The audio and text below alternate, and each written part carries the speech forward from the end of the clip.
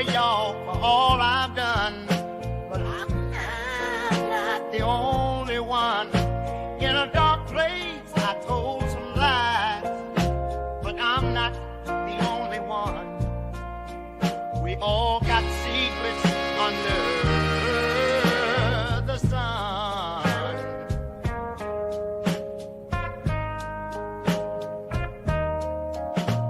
In the shadows, we played the game. Now I'm standing here taking the blame. A lot of y'all was at the freak off too, so don't put it all on me. That's just the truth. I've been up and down this road trying to find my peace. Confessions of a man without a release. Oh, now, hey. In the mirror, I saw the truth hiding in plain view. I'm coming clean now, this burden to undo. We were all there dancing shadows in the night, acting wrong when we knew what was right. But deep inside, there's more you must see. In this room of mirrors, it's not just me. I walk this path with heavy chains, trying to shed those sins, erase the stains. I've seen the highs and the crushing lows, fading in the spotlight, that's how it goes.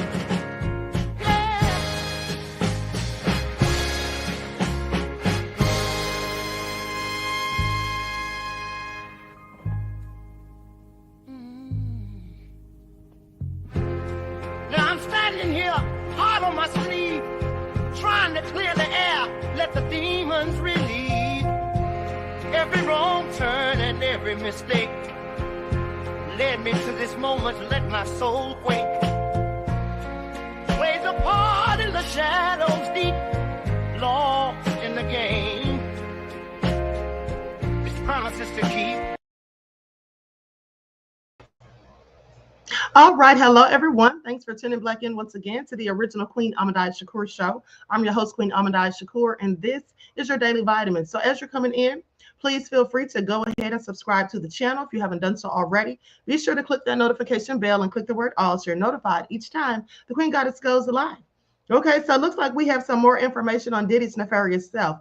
Okay, so we're going to get into that, but also Al B. Sure has come out and done an interview, and he is calling Diddy out. Okay, so we're going to get into that too. Okay, so everyone, please be sure to like and share, subscribe to the channel if you haven't done so already. Be sure to click that notification bell and click the word all so you're notified each time the Queen Goddess goes live. Okay, and also please double check to make sure you're still subscribed to the Queen's channel. You know how they unsubscribe people on a regular basis. So if you haven't been receiving your notifications, please double check. Okay, so that all being said, before we get into it, let's have a brief word from our sponsor at 12 Tribes. Do not buy 12 Tribes on Earth hair growth oil and hair magic elixir unless you want super healthy, gorgeous hair that grows. They have a whole line of amazing hair growth products, including hair growth leave-in conditioner spray, hair growth shampoo, hair growth spray, and hair growth butter. I'm starting to sense a theme here. They include quality natural ingredients. They smell amazing, and you can see the results for yourself. So if you're looking for healthy hair growth for your natural or relaxed hair, try 12 Tribes on Earth today.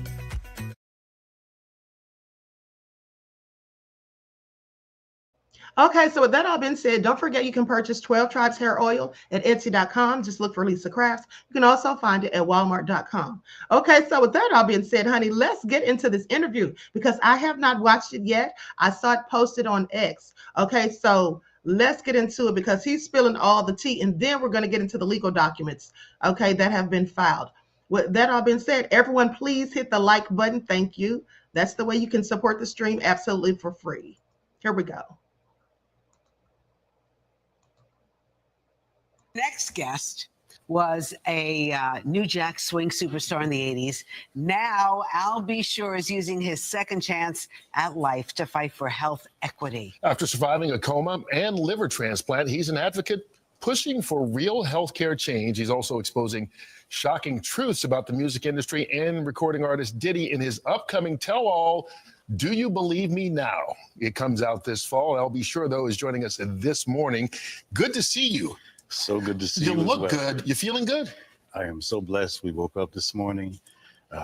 We don't call it a comeback like LL says, right? This is updating my software. And I'm truly grateful to be here. And Roseanne. Al, the last time you were here, you could barely walk up the step to sit down here. Barely. You were my first interview with Cristal, right? Yes. When I was released from the hospital, and it was just, what an amazing journey it's been. You know, I figure, like, when you get lemons, make Arnold Palmer. So what are you doing now? How are you getting the word out? Well, you know, it's been an amazing journey. I get the call from my co-founder, Ms. Rachel Nordlinger. We started the Health Equity and Transplantation Coalition, and we are advocating in Congress, fighting for equal access to quality health care, just focused. And my focus, obviously, you know, standing in Congress and speaking in front of Congress, I've made it very clear. I am not here for the politics. I'm not here for the next election. I'm simply here to save lives of transplant patients. So, you know, so there's a focus there. We've had some success in Congress related to having people come across the aisle, because I made that clear. So this is a real life mission. There's no marketing in my life. Roseanne, this is the best time of my life. I know. You look good. This is not, you know, there's no hustle, there's no marketing, I'm living my truth, and it's time. So you were in that coma in 2022. You had the liver transplant, you had the tracheotomy, all that stuff that went on. Multi-system organ failure. Yeah, 60. Right. Have they figured out what happened yet? We will.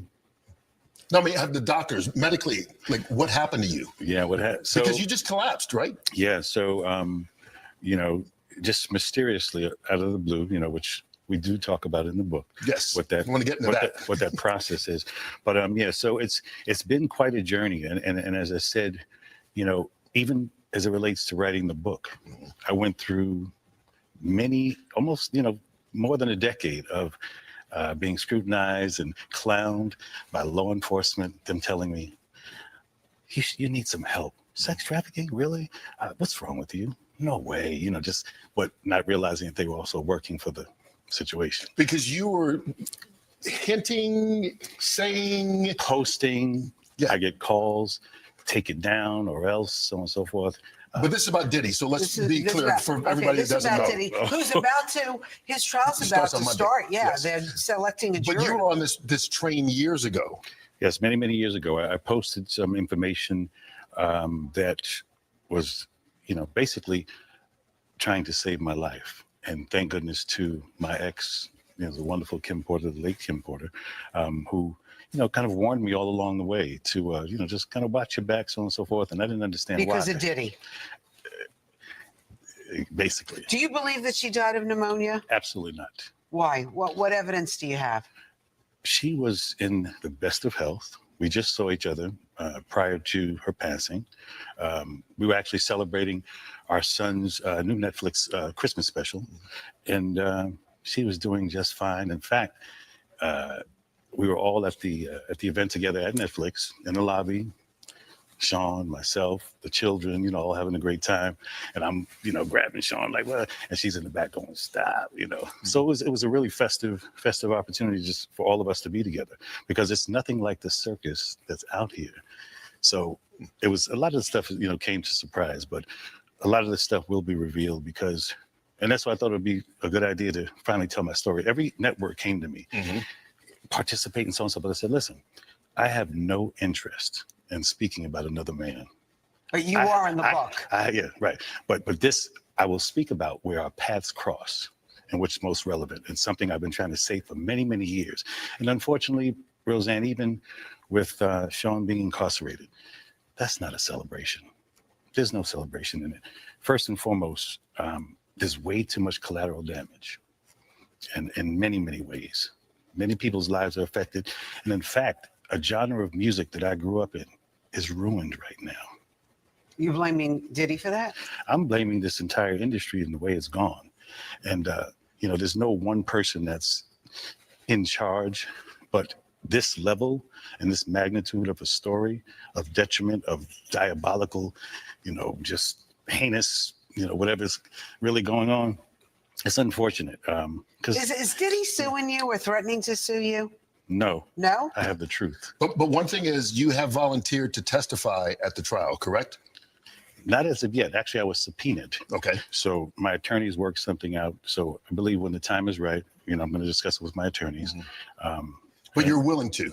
Oh, absolutely. Absolutely, I am. And again, there's no, like I said, this is not marketing for me. I'm living this life. And So the let me only ask- reason I wanted to tell the story, Kurt, was very specifically because I was ignored.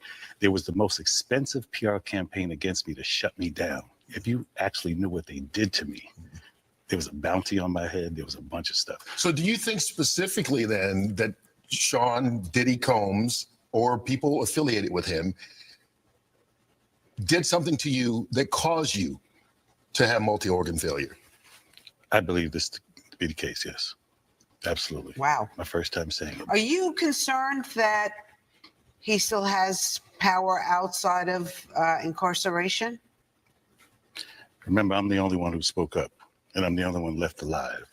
So this is not about a scared thing, it's just time to reveal the truth. I mean, it is what it is. I went through many, many years of scrutiny and being dragged face first on the concrete, being called delusional and things of that nature.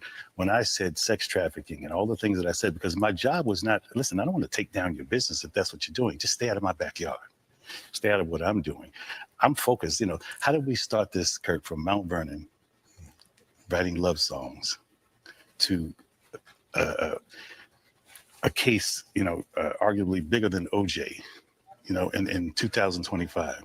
It doesn't make any sense. We're not supposed to be here. Like I said, there's no celebration in any of this. Do you feel because you're not supposed to be here, that gives you the freedom to talk now?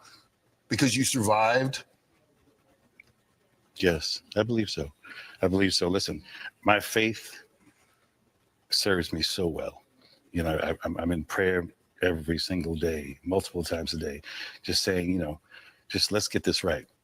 And when you think about it, for me, I don't even wish him harm. I don't wish him, I don't want to be here. I would love for us to all be, riding in the sunset. We sold millions of records. We've affected the culture. We celebrated our genre of music that we came from, hip hop. This is supposed to be a celebration. This shouldn't be a national court case. So there's no anger with me. I don't produce anger, jealousy. That just doesn't come from me. Listen, I can't wait to read the new memoir. It's called Do You Believe Me Now? It's out September 9th. But in the meantime, if people want to know more about transplants and organ donation, they can go to transplantsforall.com. Absolutely. And we're doing such amazing work. Live On New York, we're partnering with transplant organizations who are really doing the work on the ground. We have some interesting meetings. It's like, this has been such a godsend as it relates to, this is why I'm not angry at any individual. That's why we're here now. And I'm here to celebrate. I'm going to celebrate properly. And, right now, the industry is corny. We need a reset. So this is the time for the great reset. Keep turning those lemons into Arnold Palmer, That's right. as you like to say. I see you got your Knicks hat on. Come on now, listen. Can you afford tickets to those games? They're crazy right now. Listen, the tickets are crazy, but I kept something in the shoebox. Listen, I'm from the era of Patrick Ewing, John Starks. The last time they were Charles in the finals. Oakley, right? Yeah. The last time they were, so I was on the floor then, and it's been a long time because there was this guy named Michael Jordan in the league. Yeah. But listen, these guys are doing their thing. Now imagine taking two in Boston. Wow. Do you know I'm from Boston? Oh, I was We're born not in talking Kansas. about that, Albie. But I now grew up he's in a Mount big Knicks Vernon. We fan. love you. We're so happy Thank you that so much. we're Thank happy you. Good to see you you're healthy. again. So good to see you. All right. And I'm watching that football. You already know. I'll be there. Exactly. Stay healthy. All right. I'll slide it. Not my first rodeo. 28 years, 45 years of doing this. I filmed my first infomercial 28 years ago. Okay, so hold on just a second. There's another video that I want to show. This one is from News Nation, and then we're going to get into these documents, okay? So let me get this cue. Give me just a second.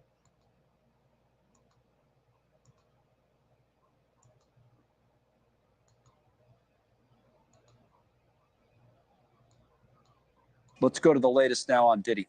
Sean Combs to the racketeering and sex trafficking trial. So there's been a lot going on here because the judge who's overseeing this federal case decided to push the jury selection to Monday. We thought it would be wrapped up today, but they say the fear was that you're going to get a number of jurors getting cold feet if they get selected before the weekends. One in particular we know who had just that, the cold feet. Misty Maris joins us, trial attorney, legal analyst. No cold feet from Misty. This is juror 295 who sent an email. And this person no longer wanted to participate in the trial. That's what we're talking about with cold feet. So both sides said, all right, government and defense, as you see there, agreed to strike. So this, what do you make of how this has kind of developed? Yeah, so really thought that the jury would be seated today, but this is really a logistical concern, Connell, because what the judge is saying, and an agreement with both the defense and the prosecution, is that you give people a little time to really think about the gravity of sitting on the jury for Diddy and how big this case is, how much publicity this case has, what types of things they're going to see in the courtroom, which they really got a preview of from the voir dire process. And instead of having them linger in those thoughts over the weekend, it would be better to seat them on Monday and get the trial underway so everything will start that week. It's kind of like that time to reflect could give people pause as far as wanting to continue on this jury in this high-profile case. Yeah, boy, it's yeah, I could see how people would have second thoughts about wanting to be on a jury like this, and as you say, high profile, to put it mildly. So once we get to Monday, we have the witnesses that are supposed to testify, the first three in the Diddy trial. So we can put that up. So here we go. First, we've been told will be a male escort. I don't think we know who. But the second witness, we don't know who it's going to be at all. Laura Ingle, who's been reporting on the trial, was telling me last hour that they've said that that person won't be on the stand very long. It's going to be short. But then Cassie Ventura's on there as the third witness. How about the way this might get underway and what we can expect at the beginning of the trial? So I'm not shocked to see that Cassie is witness number 3, and that's because when logistics were being spoken about this week and the first couple of witnesses, they said witness number 3 was going to take up the majority of the week. Remember, Cassie is with Diddy in a relationship with him over the course of a decade. So she's a critical witness, not just because she appears in that video, not just because of their relationship, but because she's really central to the arguments about sex trafficking. She's somebody who's going to have to explain to the jury about that force, fraud, and coercion that was done in order to get people to comply. That's the central part of the types of charges that we're hearing. Now, witness number 1. There had been reports that this was somebody who was going to testify. We don't know the individual's names, but what we know, what's being reported is that this individual is seen on the tapes, and this individual is going to be critical to that third charge, which is that he brought prostitutes over state lines for the purpose of engaging in prostitution. So that individual should be central to that part of the charges. All this getting underway next week. I'd like to call a little bit of an audible now, Misty, I know, and for everyone in the control room too, and go back to that Ras Baraka arrest for a moment, because I know you well enough, Misty, that if you don't know the answer, you just tell me that you don't know. So I'm comfortable at least asking for your reaction to this breaking news. So the mayor of the city of Newark gets arrested, okay, at a federal detention center. And there's not a ton we know, but from what we do know, it was kind of interesting to me because I was having a conversation with Congressman Henry Cuellar, a Democrat from Texas, and worked on immigration for years. And he brought up the fact that you got a bunch of members of Congress there, federal officials, and he said that the way the law's written, they could have more access to a federal facility than a local official. And I wonder if you know anything about that, or maybe or have any other reaction to this arrest, because this is going to turn into a big political deal, no doubt. Absolutely going to turn into a big political deal. And that's absolutely right that when you're talking about a federal official, there's different rules that apply. So here, what I would expect to see next that's going to give us some insight into the types of arguments that will be raised is the challenges to his detention. Remember, he's arrested and detained. So that's going to be the next step. And I'm sure the fact that he is a federal official is going to be a part of that argument in seeking his release. Okay, Misty, thanks as always. You're always ready for whatever we throw at you. And that was the breaking news. And of course, Diddy, we're on to next week. We'll see you. Have a good weekend. Thank you for watching. Subscribe. Okay, so you all heard that. I find it all interesting too, because here's the thing. They're saying that Cassie's testimony is going to take days. And of course it is, because she was with Diddy for years and she has mountains of information about him. Okay, but also because she's so far along in her pregnancy, they're going to be giving her like bathroom breaks like every 90 minutes. Okay. And another thing is the defense, I told you all, and they've now admitted that they're going to try to paint her as an unindicted co-conspirator. I told you all that over a year ago. So now they've come out and said this. That's part of their strategy to tie her to Diddy's crimes or whatever, and basically say that both of them were hitting each other, mutual combat. It was a domestic violent, relationship, and it was toxic. But here's the thing. They better not go too hard on Cassie, because that's not going to look good, being that she's pregnant. Okay. They're going to be they should say those things. I understand they have to say those things, but they can't be, like grilling her like really hard. I mean, if they do, that's just not going to look good as far as I'm concerned. Okay. So anyway, let's get into these receipts. Everybody, please hit that like button. Please like, share, and subscribe. Thank you in advance. Okay, so now the judge ruled on some motions that Diddy had his attorneys file. I'm going to pull this up. There's a lot of twists and turns in this case. I know that much. I'm just waiting anxiously to hear these opening statements next week. And they're supposed to start, like I told you guys, 9:30 on Monday.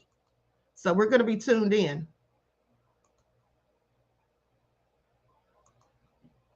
Okay, so let's get into it. Let me put on my spectacles. Everybody, please hit that like button. Thank you in advance.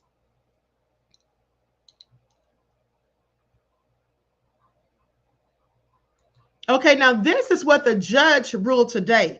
Judge Aaron Subramanian, okay? Defendant Sean Combs moves to suppress evidence the government obtained pursuant to 2024 warrants. A January 2024 warrant to search Combs' iCloud accounts, a March 2024 warrant to search Combs' Los Angeles residence, a March 2024 warrant to search Combs' Miami residence, and a March 2024 warrant to search Combs' person and 2 cell phones.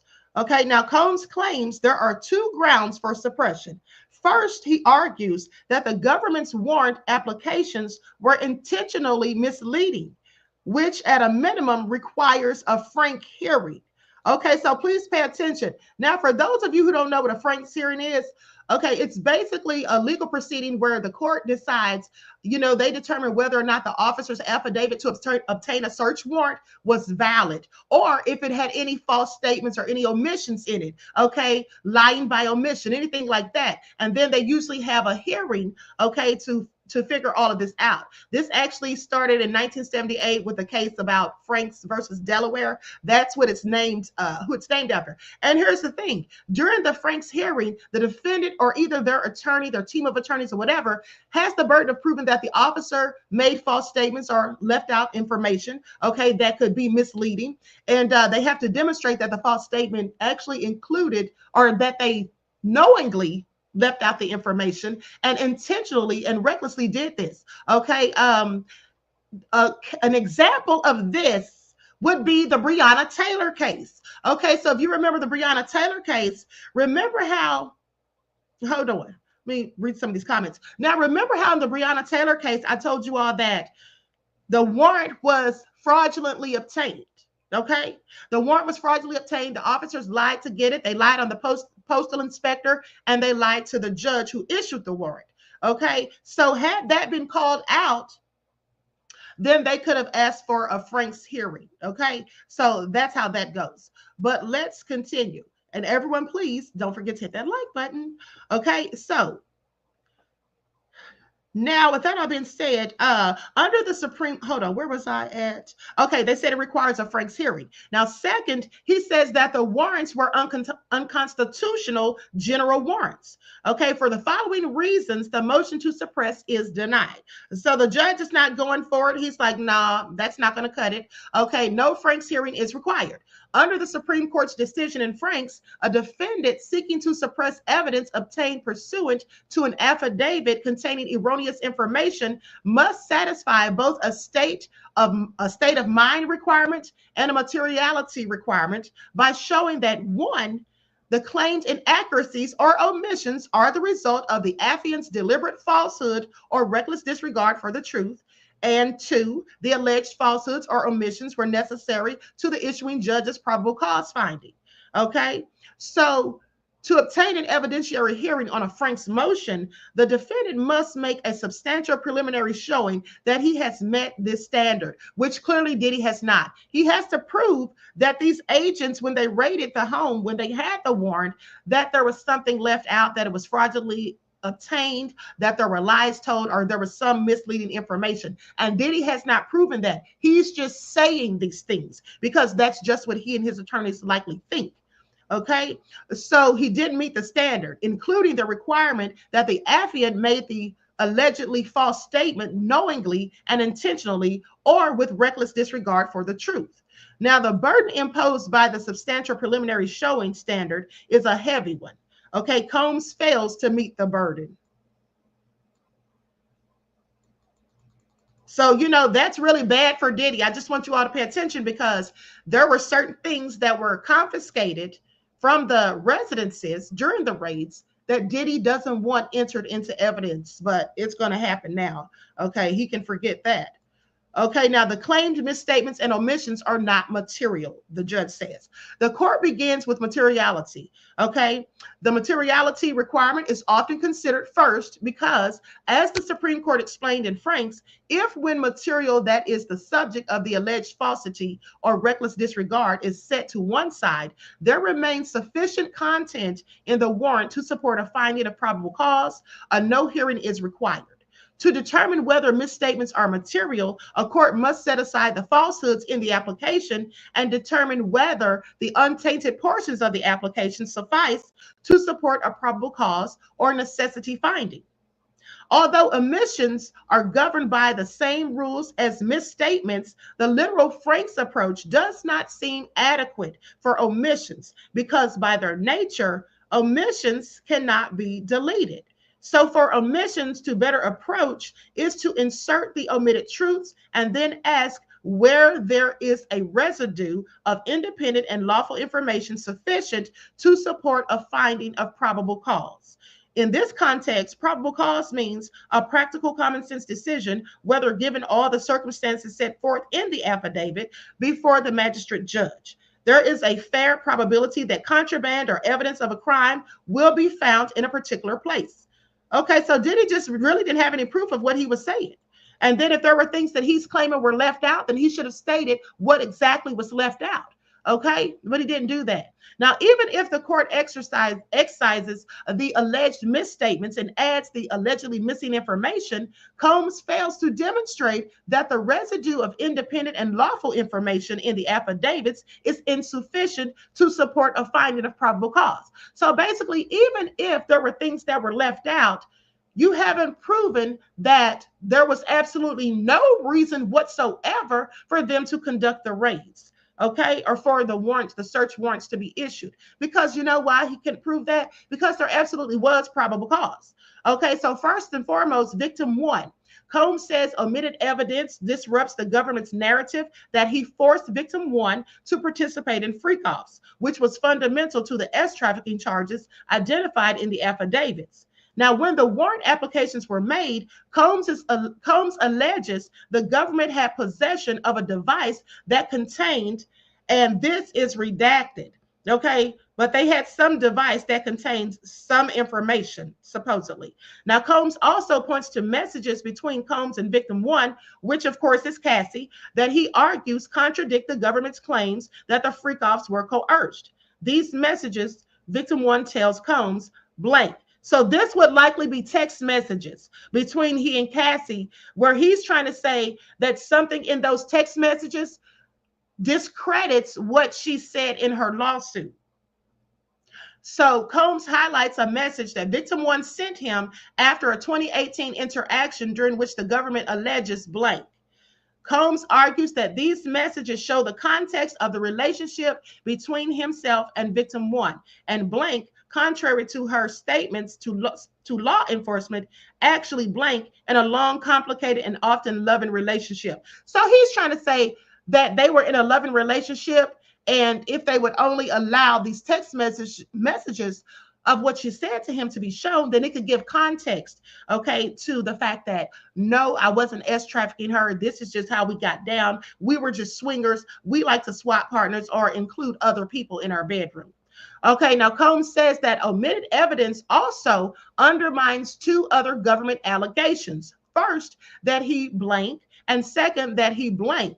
Now, he cites text from victim one in which she blank. Oh, they have so much redacted.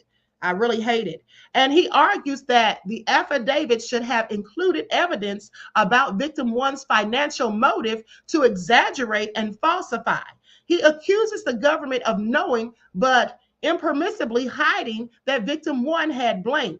Now, he's implying here that Cassie has a motive to lie for financial gain. But the problem with that theory, and why that's certainly not going to fly past the judge, is because Diddy already paid her. Okay, his insurance companies paid her within 24 hours. So then she doesn't have a financial motive. She's already given him, or he's already given her the money, and she only filed a civil suit against him. It was the feds that decided to file the criminal charges. So he can't say that she was trying to do this all for money, or that she'd come into the trial and tell lies for financial gain. For several reasons, this information was not necessary to the issuing judge's probable cause finding. Okay, now, allegedly false statements must be necessary to the finding of probable cause. First, the affidavits already state that.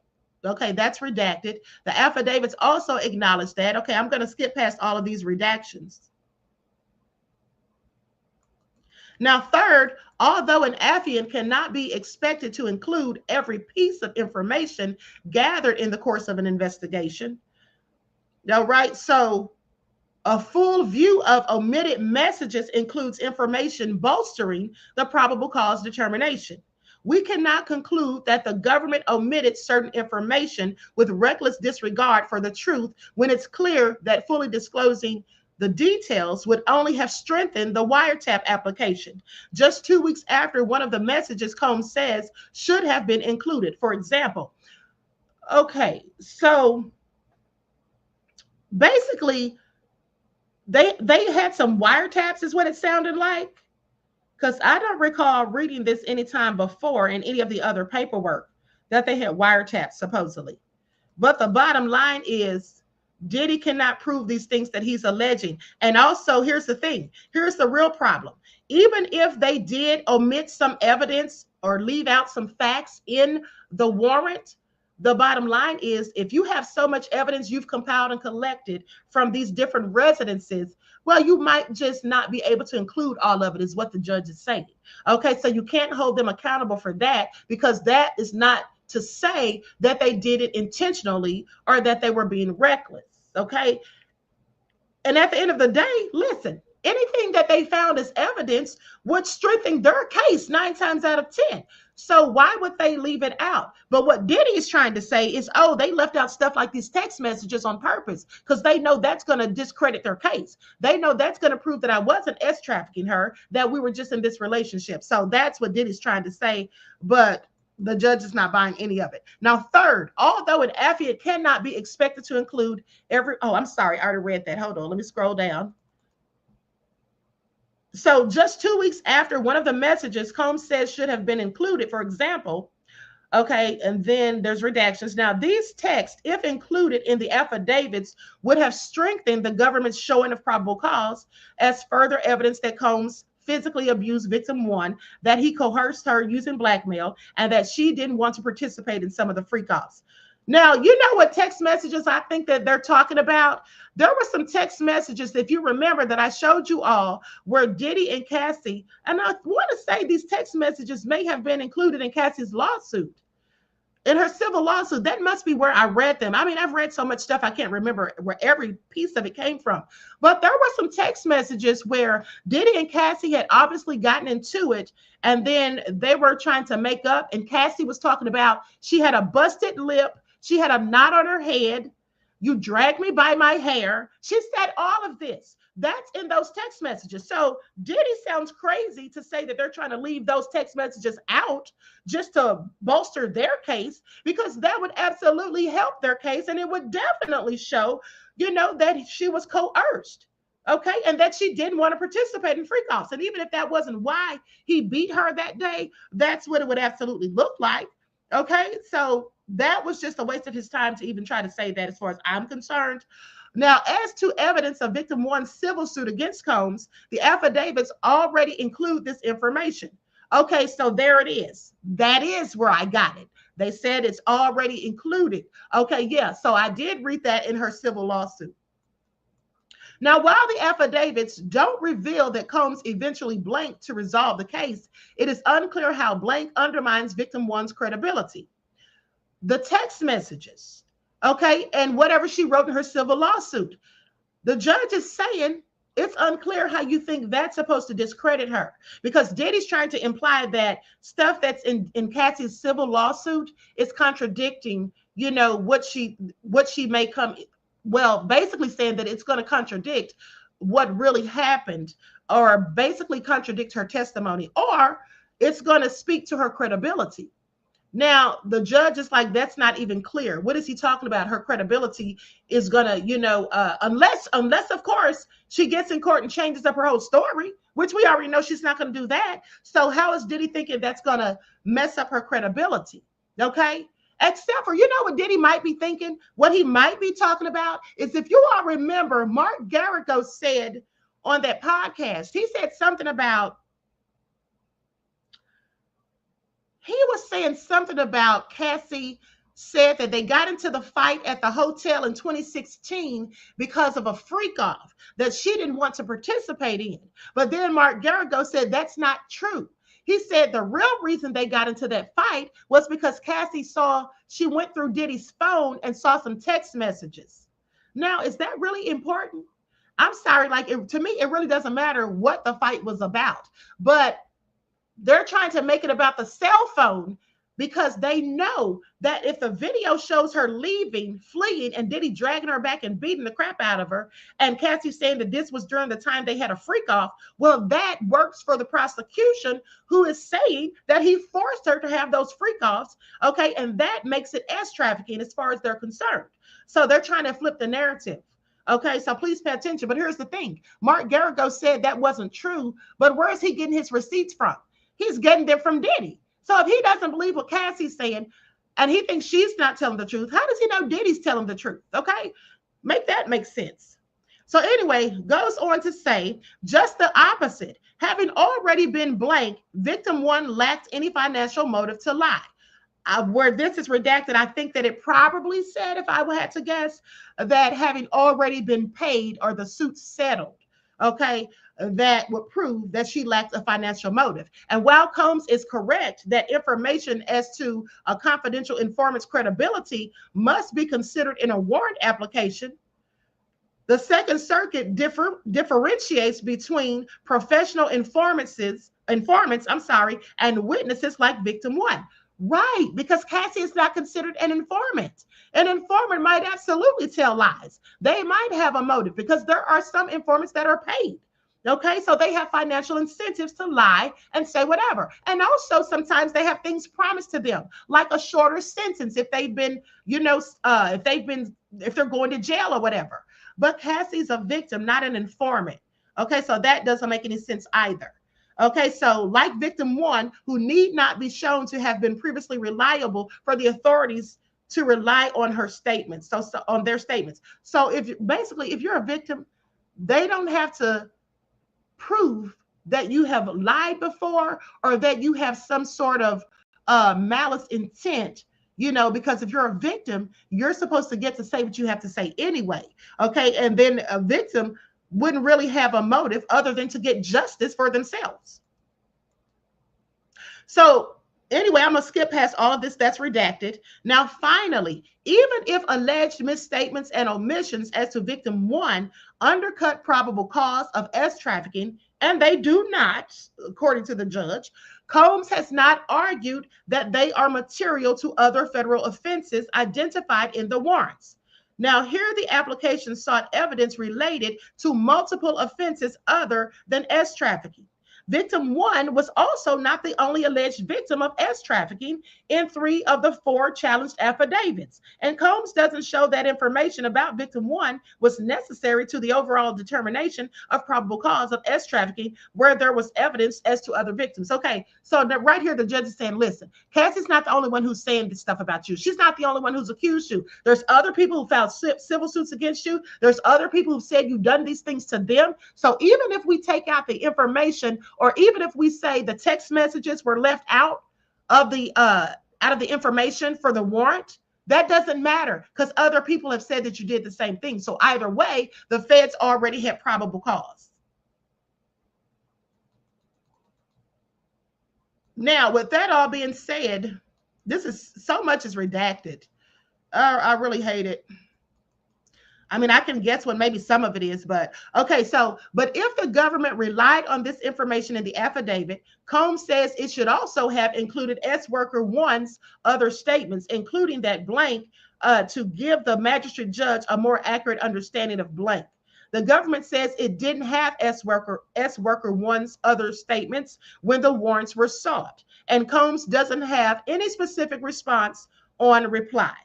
Okay, so they're like, we didn't even know who S worker number 1 was when they conducted the raids. Okay, we didn't even know who that was. We had not even talked to them. Okay, so how will we have their information? Now, the footnote says, while Combs identifies alleged omissions about individuals other than victim 1, particularly in relation to the obstruction of justice charge, on reply, he doesn't respond to the government's arguments about why those omissions were immaterial. Well, he doesn't respond because he doesn't have an answer. Okay. That's why he didn't respond, clearly. Now, Combs doesn't challenge S worker 1's statement, nor was S worker 1 the only witness who corroborated victim 1's account of the violence. Even if his statement was removed from the affidavits or omitted material added, statements by multiple other witnesses support the probable cause determination. Like I said, these other people have filed all of these lawsuits against him, so there's probable cause with all the other accusations that have been made, and there's a mountain of them. Now, the warrant affidavit state that Combs, okay, they redacted. Combs says the affidavits cherry-picked a couple of statements out of context to imply when Butler had in fact told assistant 1 blank.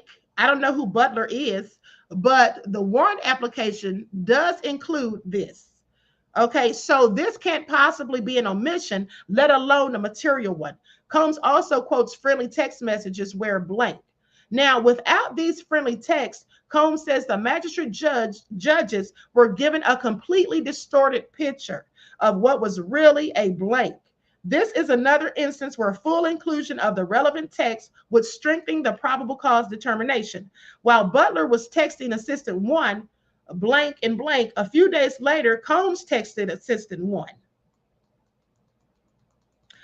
Now, even if blank were included in the affidavits, the close coordination between Combs and Butler is more than enough for probable cause of obstruction. Combs also argues that the warrant affidavits, which said that blank, should have included evidence that blank. But as victim 1, assistant 1, blank before making her statements to law enforcement. At the time she made the statements to law enforcement, she did not have a financial motive to lie. No, she didn't, because she'd already been paid. By the time the feds got to Cassie and started grilling her, she'd already been paid off. So there was no need for her to lie at that point. Now, if anything, she had a motive to avoid embellishing her story and embroiling herself in the government's investigation of Combs. Absolutely. Now, and see, here's the thing. If Diddy had not paid her off, he could use that argument and it would fly, because then it looks like she does have a financial motive, because for 6 months prior to the settlement, they were negotiating with Diddy's team trying to get a payout. Okay. So unfortunately for Diddy, his insurance companies decided to pay Cassie, and they did so quickly. So no, she had no financial incentive. Now, producer 1, the affidavit stated, based in part on interviews with producer 1, that Combs says that this was a misstatement because it was uncorroborated by any other witness and contradicted by boatloads of contrary evidence, including, and that's redacted. Combs also argues the government failed to disclose producer one's financial incentive to fabricate and embellish, revealed by the blank and blank. Now, producer one, who is that? Is that Rodney Jones? Okay, now Combs says that the government's decision not to rely on producer one at trial underscores his lack of credibility, including the missing information in the affidavit would have shown, according to Combs's producer one's motive to fabricate and to tell the government a story that matched the stories. However, producer one's statement about drug use were in fact corroborated. For example, the March 22nd, 2024 warrant application to search Combs's home stated that blank and blank. The affidavits also include several witness observations of drug use that support probable cause as to narcotic offenses. Okay, so they're clearly talking about Rodney Jones. Now remember, Rodney Jones did talk about drug use. He talked about the people who were supplying the drugs to Diddy and all of that. And then so when the feds raided the homes, they literally found drugs in there. Let's not even bring up the fact that they found drugs in the hotel when Diddy was arrested on September the 16th. Okay, they found that too. So basically the judge is saying, look, there was absolutely probable cause because other people said that you were doing illegal things, not just the S trafficking, but they talked about drugs and they talked about guns and they talked about a bunch of things. Okay.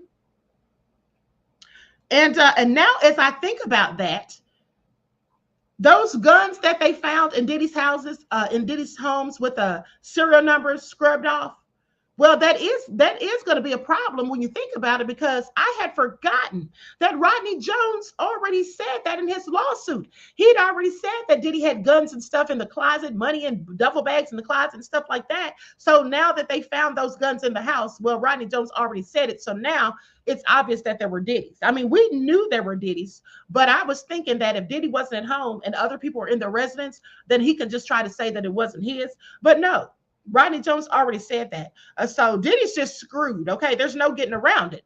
Now, even if what producer one said about blank was taken out of the affidavit as a misstatement, or if every fact about his lawsuit and demand letter was added, assistant one's nearly identical recollection and supporting information from other witnesses would support a probable cause finding. Every statement in a warrant affidavit does not have to be true. Now, Combs argues that the government blank, but the affidavits acknowledge that, okay, much more redactions. Victim 3, Combs argues that the warrant affidavits, which stated that Combs blank excluded her.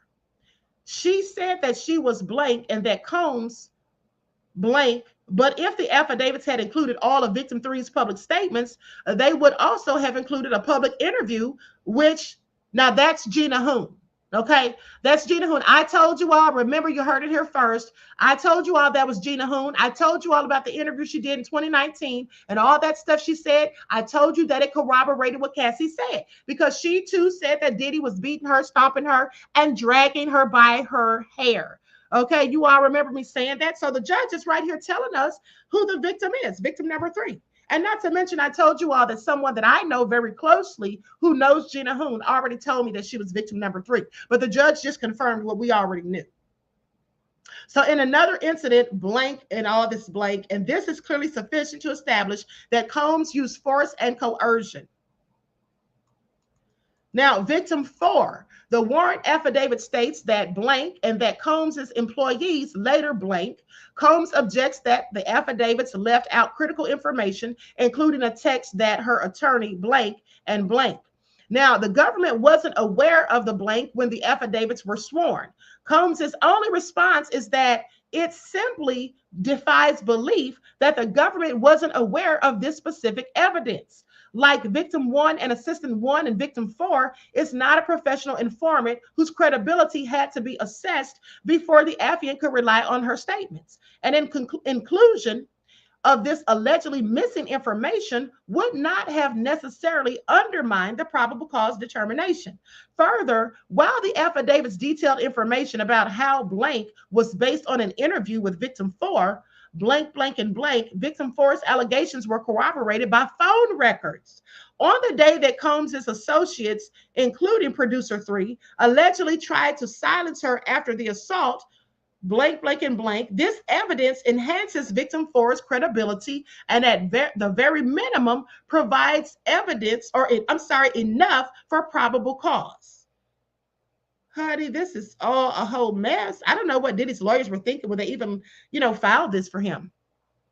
So the warrant affidavits allege that Combs's representatives tried to silence designer one, but they didn't mention that blank and blank. Who is designer number one?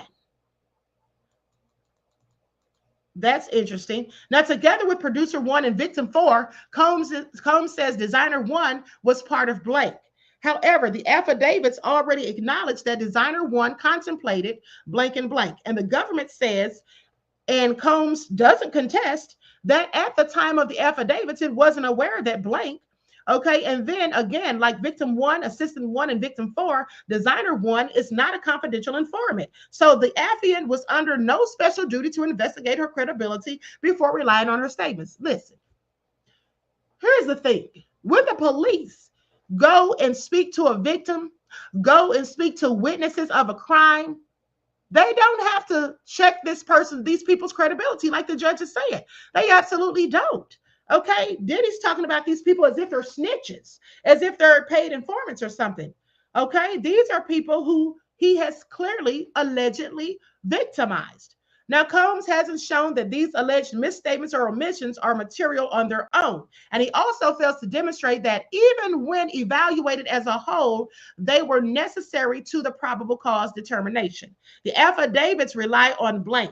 Combs doesn't identify any misstatements or omissions in the affidavits as to corroborating blank, who gave the government consistent statements about Combs's physical abuse of female victims. I wonder who that was, who gave the government consistent statements about his physical abuse of female victims. I wonder if that was somebody who used to work for him, or was that Cassie who said that? Nor does he challenge the veracity of records that serve as further evidence of the subject offenses. So even if everything Combs alleged as a misstatement was taken out and everything Combs says was inappropriately omitted and was added in, there was still enough for probable cause of the federal offenses identified in the affidavits. At a minimum, Combs eventually argues an honest affiant would have stated blank and blank. So he's trying to say that the affiant lied. So the authorizing judge already knew that the information in the applications was not exhaustive and that new evidence would likely emerge over time. Now, Combs fails to show that the affidavits were intentionally misleading or made with a reckless disregard of the truth. Combs's motion also fails to make out a substantial preliminary showing of the affiant's intent to mislead or recklessness. Allegations of negligence or innocent mistake are insufficient to satisfy this requirement. There must be allegations of deliberate falsehoods or of reckless disregard for the truth. And those allegations must be accompanied by an offer of proof. So you can't just say these things. You can't just speculate or assume. You have to have proof that this is what they did and that they purposely did it. And you have to show what evidence you have to back up what you're saying. And Diddy has done none of the above. Okay, so please pay attention. To prove reckless disregard of the truth, the defendant must prove that the affiant, in fact, entertained serious doubts as to the truth of his allegations. Second alteration in original. Okay, that's something else. Okay, it is not enough to argue that an affiant omitted the kind of thing the judge would wish to know. Okay, so, and a reviewing court should not interpret supporting affidavits in a hyper-technical rather than a common sense manner. So, not the judge, but Diddy was trying to say that these things that were omitted were something that the judge would need to see proof of. That was something that the judge would like to have known. But this judge is saying that, listen, the other judges basically had already said they know that further information is going to eventually come out. And that's true because they were still conducting an ongoing investigation. So when you're conducting an ongoing investigation, there is always going to be more evidence that comes out.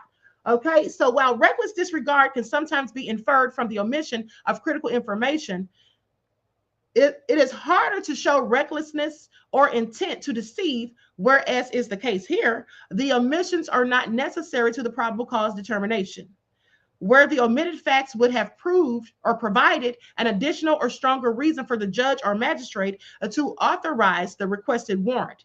A finding that those facts were omitted with reckless disregard for the truth is counterintuitive.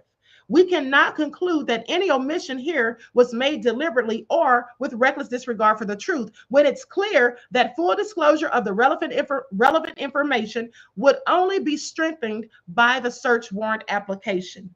Unlike, for example, a case where an inaccurate statement in a warrant affidavit was, by the affiant's own admission, the only basis for seeking a search warrant.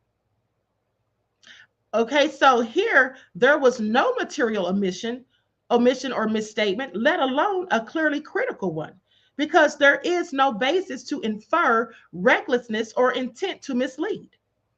Combs must give the court credible and probative evidence, okay? Or an offer of proof of intentional wrongdoing or recklessness. Combs hasn't done that. He argues that the warrant applications were intentionally misleading because the government had exculpatory evidence in its possession, but failed to include it in the affidavits. So here's the thing. In the affidavit, he's saying they had exculpatory information. Where's that, Diddy? He's claiming that they had exculpatory information and basically hid it. That's what Diddy's saying. Yeah, that's absolutely not true. And it makes no sense. Now, the government responds that it was unaware of most of this evidence at the time the warrant applications were made. So the omissions could not possibly have been deliberately designed to mislead the authorizing judge. And here's the thing. The feds wouldn't even have had to go through all of that. They wouldn't have had to tell any type of lies to that degree because, for one, all of these civil suits filed against Diddy basically almost sounded the same. It's almost like the people mirrored the same talking points. It's like the people had almost the same allegations against him. So would they really need to do anything shady? No. To convince the judge to sign the warrant? Absolutely not. Those civil cases were probable cause right there. There was criminal things mentioned in the civil cases. Had there not been anything criminal in there, okay, that would have been a different story. But there was plenty of things that were mentioned and alleged that were absolutely criminal. Okay, so with that all being said, Diddy needs to sit down somewhere because I don't know what he was thinking. I mean, clearly, and I don't even know why his attorneys let him even go through all of this. It's just a waste of their time and the judges, as far as I'm concerned. Okay, so they say we're not released by the filter team until months after the March 2024 warrants were issued. Okay, and that's true because remember, Diddy was complaining about that too when stuff was introduced by the filter team. So first he says, in reply, Combs makes three arguments, okay? First, he says the government's claim of lack of knowledge is unsupported by any evidence and simply defies belief. But Combs bears the burden to make a substantial preliminary showing that the standard has been met, okay? Second, Combs says that the government is imprecise about what the affiant knew at the time of the warrant applications. Now, the court received a 12-page affidavit from Blank. In the affidavit, Blank explained exactly what Blank did and did not know as to each of the individuals Combs says the government omitted information about. For example, victim number one, who again is Cassie,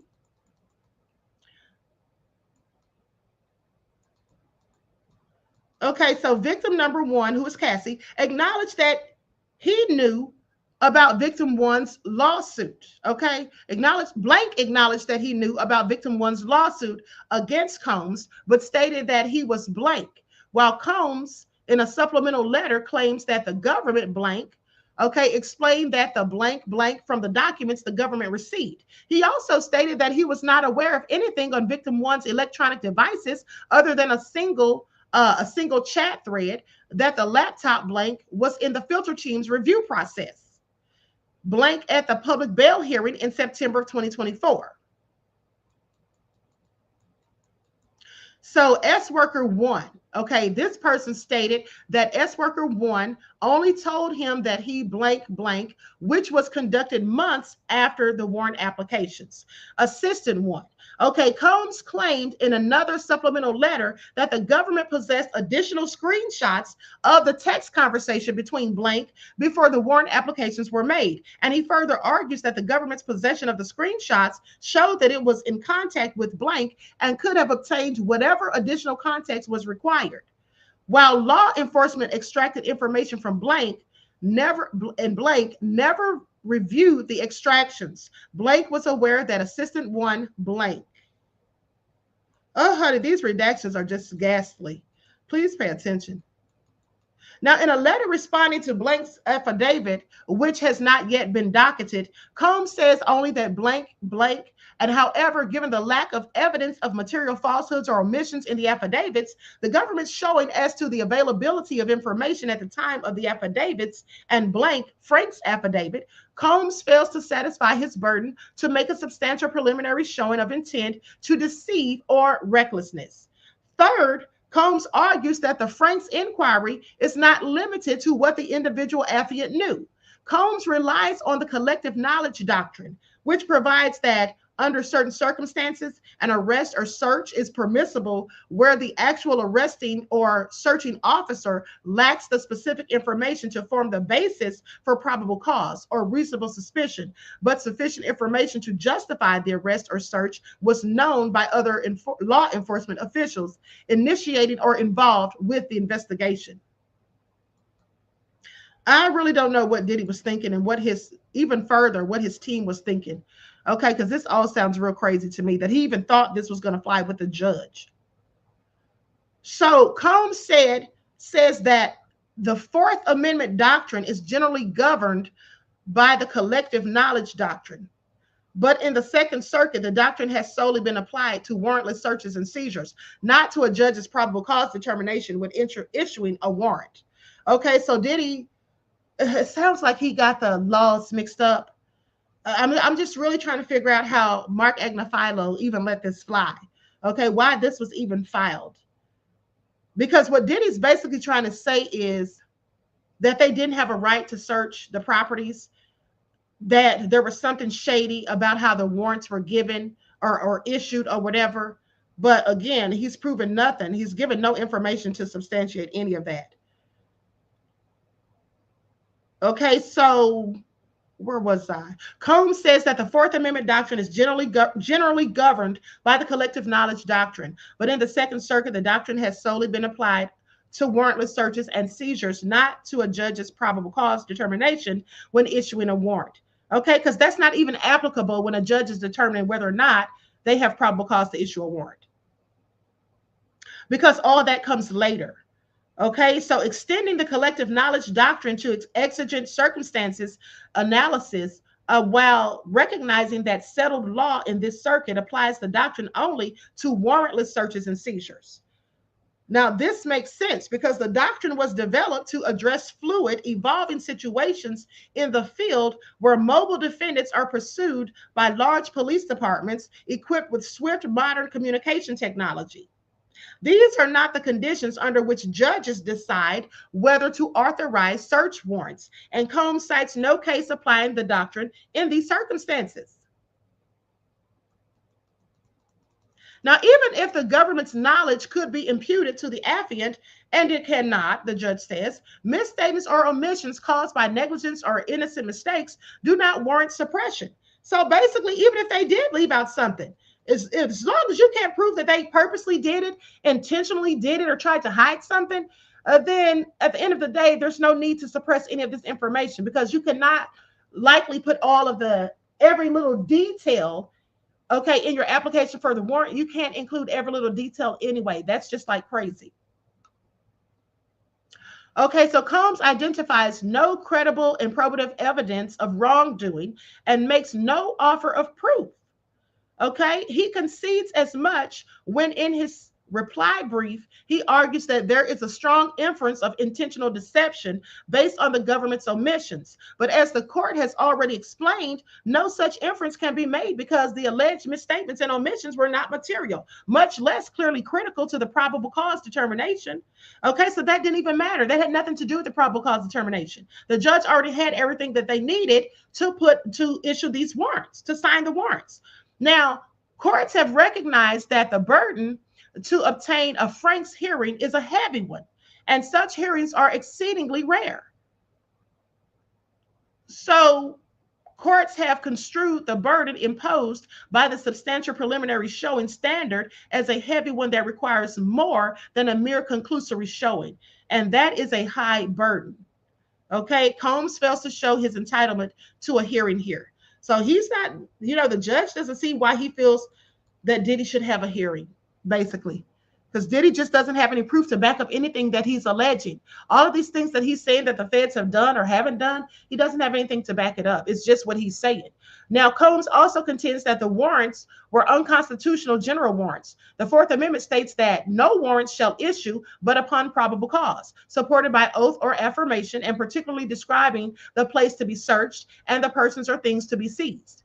Okay, the particularity requirement has three components. First, a warrant must identify the specific offense for which the police have established probable cause. Second, a warrant must describe the place to be searched. And third, the warrant must specify the items to be seized by their relation to designated crimes. Now, an otherwise unobjectionable description of the objects to be seized is defective if it is broader than can be justified by the probable cause upon which the warrant is based. Combs doesn't contest that. At least on their face, the warrants at issue satisfy Galpin's particularity requirements. Instead, he says that circumstance-specific considerations here, the sheer breadth of the charges against him, render the warrants unconstitutional. The government charged his whole life as a racketeering enterprise, Diddy protest, and it inappropriately obtained warrants to search his whole life. Such warrants allow the government to evade the Fourth Amendment limits simply by stating that he was himself a sort of criminal racketeering enterprise.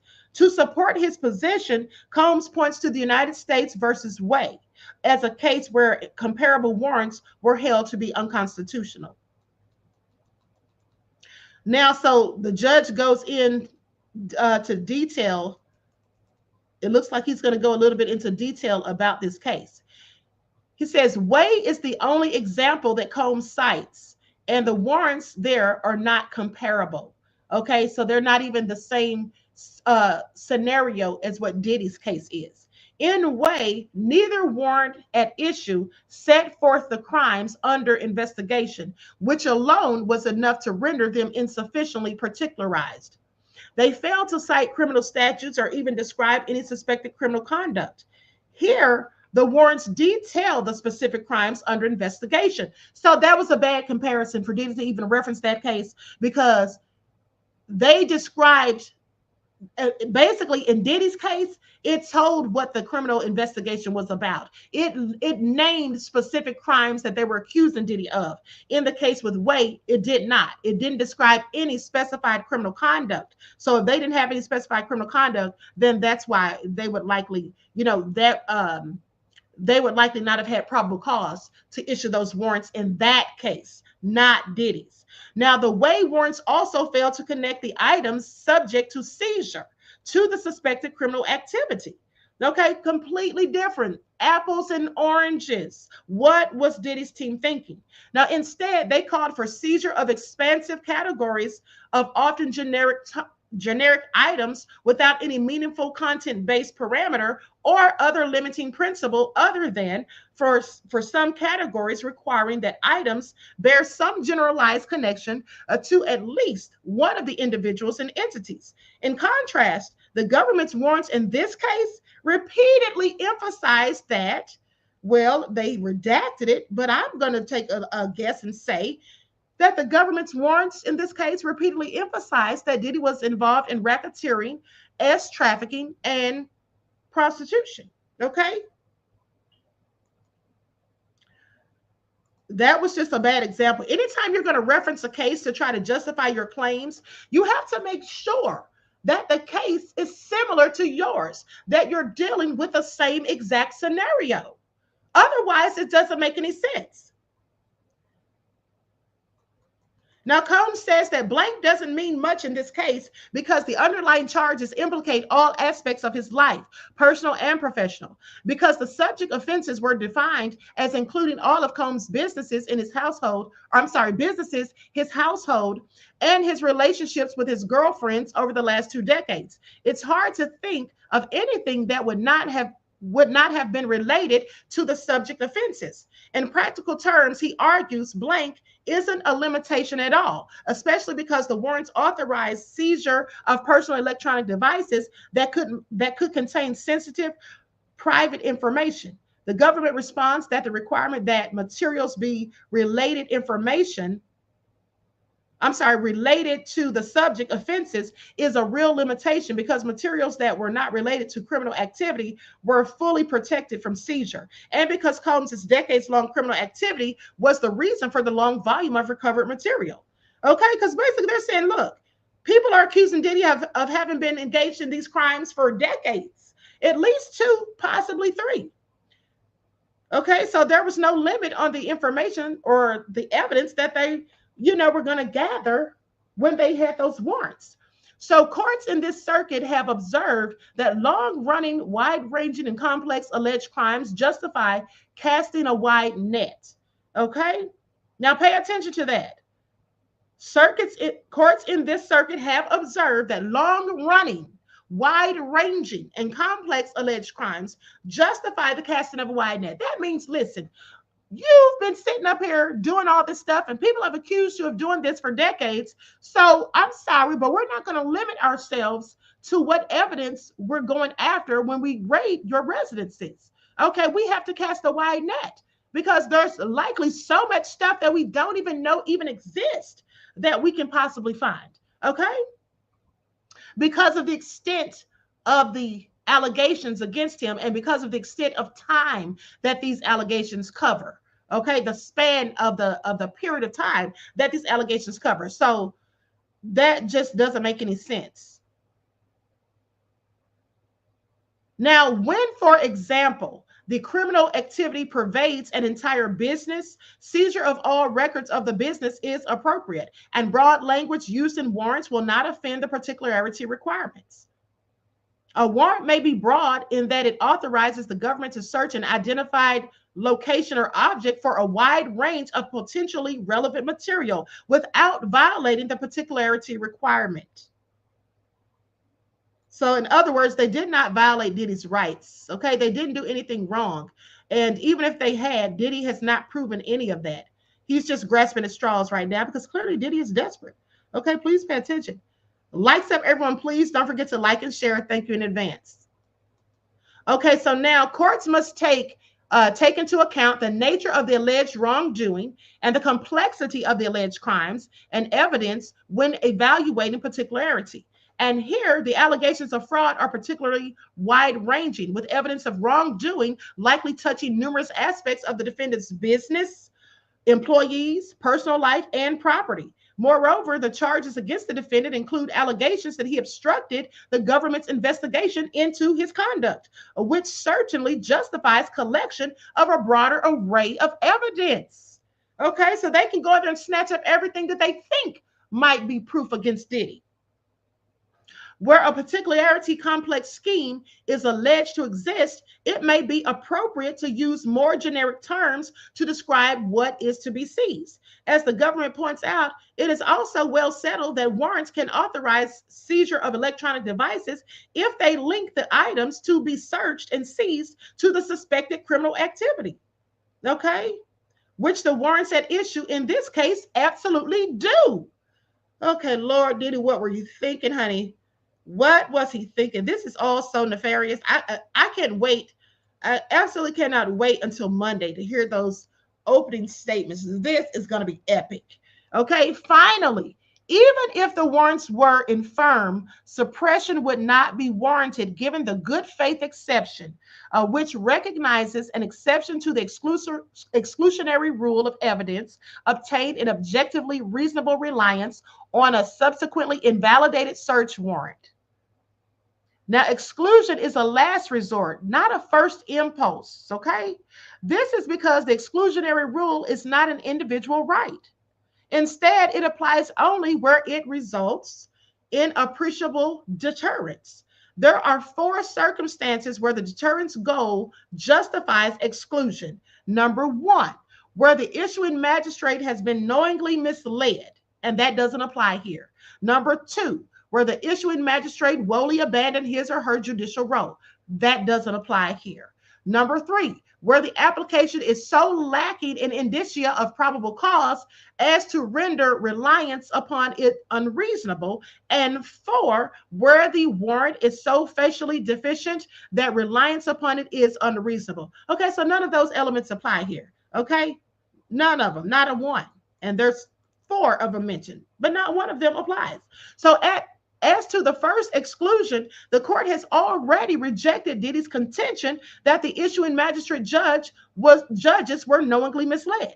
As to the second, Combs doesn't argue that the magistrate judges were authorized or who authorized the warrants abandoned their judicial roles. Okay, so he didn't even imply that. So that definitely is not the case here. And as the government argues, the warrant applications contain detailed recitations of evidence from numerous sources, okay, different people, such that 5 different magistrate judges in these districts agreed that there was sufficient evidence of probable cause. So how does he think this is going to fly when 5 different judges collectively agreed upon the same reasoning? So the warrants were not so lacking, okay, in indicia of probable cause as to render reliance unreasonable, nor are the warrants so facially deficient that it was unreasonable for agents to rely on them. This isn't a case where the warrant, for example, does not even arguably include a reference to the alleged crimes. Okay, so by contrast, these warrants satisfied the governing requirements and are materially different from those in Way. Okay, I mean, they don't even hold a candle to that. I don't even know why he thought that was a good case to even reference. Combs' sole example, okay, and that's the case that he used as his sole example. He didn't even have another case. Why did they mention like at least 2 or 3 different cases? Because this was something serious. This was like a major thing where they're trying to get this evidence suppressed, okay? They should have referenced at least 2 to 3 cases, but this one, and it doesn't even fit, okay? So the good faith exception would apply even if the warrants were defective. Combs' motion to suppress is denied. The clerk of the court is respectfully directed to terminate docket 159. And here you see this was filed today, and the judge has said what he said. Diddy, your ass is grass, and I'm sorry, boo-boo, but it looks like the judge, it's about to be the lawnmower, okay? So I don't know. It's pretty bad for Diddy, honey. Diddy, you're going down. And then now on the heels of his trial, on the eve of his trial starting with opening statements, Albie Sure comes out and makes these allegations, comes out and talks about he already had told the police about the S trafficking, and they laughed in his face and acted like it didn't exist and acted like he was crazy. But now here we are, and Diddy's being tried for exactly that. Isn't that something? Okay. Isn't that something? Mel says Diddy sold his soul for money, greed, and power. Yep, that's exactly what he did, beloved. Lindell says he's not even being charged with a 5th victim that is now being brought up. This is very suspicious, big time. The feds are the ones who have messed up. Well, here's the thing about the feds. This 5th victim, the feds tried to bury them in mountains of paperwork, which I find interesting because why? And also the fact that this victim hasn't, Diddy's not charged with anything pertaining to this victim. Well, I think that's going to be a little problem somewhere down the line, perhaps, because as I keep telling you guys, the prior bad acts, okay? You bring in these people who are going to be saying things that happened, and then they didn't have anything to do with the criminal case initially. Well, at the end of the day, that's grounds for an appeal, or that's grounds for the case to be overturned upon appeal. I already told you all that. I mean, how many times do I have to say it? At the end of the day, this is going to be like the Harvey Weinstein case, in my opinion, okay? Because evidence of previous actions or conduct, you know, that a defendant has supposedly admitted, distinct from the crime that they're currently being tried for, okay, that is a problem because that's prejudicial. Okay, and generally such evidence as that is inadmissible. Please pay attention to prove the defendant's character or tendency to commit similar crimes. Okay, but you know, sometimes there are exceptions where it can be admitted for specific purposes, such as if you're trying to demonstrate motive, intent, and or identity. But I don't know how that's going to work out for Diddy, because it darn sure worked out for Harvey Weinstein. He got his conviction overturned. Okay. So with that all being said, Diamond said, everybody think they're Perry Mason. His law team is not helping his case. This is law school, trial law 101. Okay. James says the case is sloppy. Wouldn't be surprised if it's a hung jury overturned on appeal. Well, that's what I think, beloved. That's exactly what I think. Okay? That's exactly what I think. Diddy will likely be convicted, but at the end of the day, he can get that case overturned on appeal because of certain things that are going on, and specifically the prior bad acts. Okay?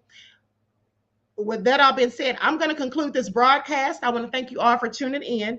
All right. I will see you all tomorrow afternoon, probably around noon or 1 o'clock. Okay. With more information, unless something crazy happens, I'll be on around 12. Okay. Otherwise, I mean, if something pops up before then, I'll be back before then. Okay. So keep that in mind. But anyway, with that all being said, I want to thank you all for tuning in once again. Please hit the like button. Please like and share. Also, don't forget to double check to make sure you're still subscribed to the channel, because you know that people get mysteriously unsubscribed. Okay, Poetical Wind says, Albie sure came in with a nail in the coffin. Yeah, I mean, I was really shocked to see that. Okay, really shocked to see that. Okay, so anyway, everybody, please like and share. I love you all to life. I hope you enjoy the rest of this evening. Each one teach one. That's how we grow and thrive. Do something productive, constructive, but never destructive. And always remember, beloveds, to keep the Most High first in your lives. Peace.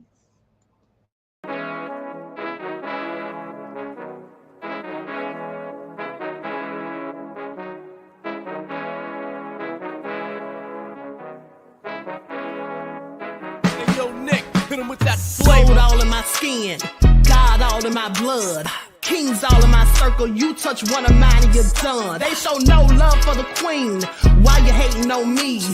Is it cause I'm free and I got Malcolm X in my jeans? I got dreams like King Luther, shed blood like Kunta. You ain't helping my people, I ain't got nothing to say to ya. I want all the smoke like hookah. Talking reparations, America won't be great until they give us compensation. I'm like, I'm the hottest right now. That's See right. A bunch of lames out here trying to jock on my style. They be doing too much. I'm the queen, it's too easy. It's like they all at Popeyes, how they be talking so greasy. I just sit back and laugh while these haters get madder. So nefarious how they don't want my pockets with cheddar. I tell them they can do better.